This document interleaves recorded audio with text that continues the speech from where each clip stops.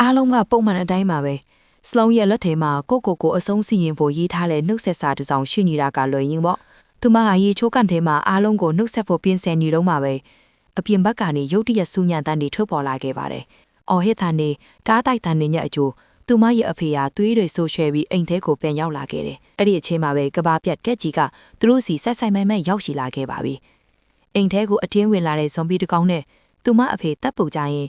အဖေthiếtသူအကိုက်ခံလိုက်ရတဲ့မြင်ကွင်းဟာစလုံးအကျွတ်တော့ကဘာပြက်တယ်လို့ပါပဲစလုံးတယောက်ထဲထပ်ပြီးလွတ်မြောက်လာပြီးတော့ကြောင်းထဲမှာတခြားဆယ်ကျော်တပ်တွေနဲ့ပေါင်းမိသွားပါတယ်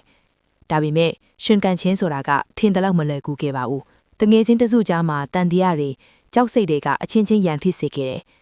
အထူးသဖြင့်ဆရာဘိုက်စတာတယောက်ကျောင်းထဲကိုဒဏ်ရာနဲ့ရောက်လာတဲ့အချိန်မှာအခြေအနေတွေကပိုပြီးတင်းပါသွားခဲ့ပါတယ်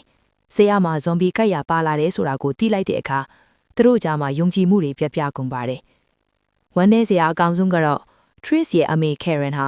ကလေးတွေကိုကဲတင်ဖို့အတွက်သူမကိုသူမအစာကျွေးပြီးအနစ်နာခံသွားခဲ့တာပါဒါဒီမကထင်ပါဘူးဇွန်ဘီဖြစ်သွားတဲ့ဆရာဘိုက်စတာကိုဖစ်ခတ်ဖို့ကြိုးစားရင်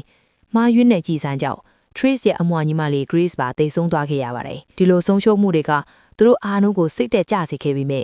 စလုံးကတော့သူမအမစီကရလာတဲ့ message လေးတစ်ခုကြောင့်အင်ကိုအရောက်ပြန်ဖို့ဆုံးဖြတ်ခဲ့ပါတယ်ဒါပေမဲ့အင်ကိုရောက်တဲ့အချိန်မှာတော့သူမကိုစီဂျူနူးကနှွေးထွေးတဲ့ရင်ကွယ်မဟုတ်ပဲဇုံဘီတကောင်အဖြစ်ပြောင်းလဲသွားတဲ့အမဖြစ်သူလီလီသာဖြစ်နေပါတယ်ကိုတေချောင်းကြံစီဖို့စာရေးခဲ့တဲ့စလုံးကအခုတော့သူမအချစ်ရဆုံးလူကိုယ်တိုင်ပြန်တက်လက်ရတဲ့ဘဝရဲ့အဆိုးဆုံးအလဲအပေါင်းကိုနာကျင်စွာရင်ဆိုင်လိုက်ရပါတယ်နောက်ဆုံးမှာတော့စလုံးကသူမရေးခဲ့တဲ့နောက်ဆက်စာကိုလွန့်ပစ်လိုက်ပြီးလီလီပေးခဲ့တဲ့မွေးနေ့ကလီကိုပဲအမတ်တရားတင်စီထားလိုက်ပါတော့တယ်သူမဟာအတိတ်ကနာကျင်ဥတွေကိုထားရစ်သေးပြီးတငယ်ချင်း Reese နဲ့အတူကဲဆယ်ရေးစခန်းရှိရာကိုအမောင်ထုထားကနေဖျက်ကျော်ပြီးမောင်းနှင်သွားပါတော့တယ်ရှင်သန်ကြီးရဲ့လမ်းစာကခက်သေးပေမဲ့သူမအတွက်တော့အခုမှအစာပြူတာပဲဖြစ်ပါတယ်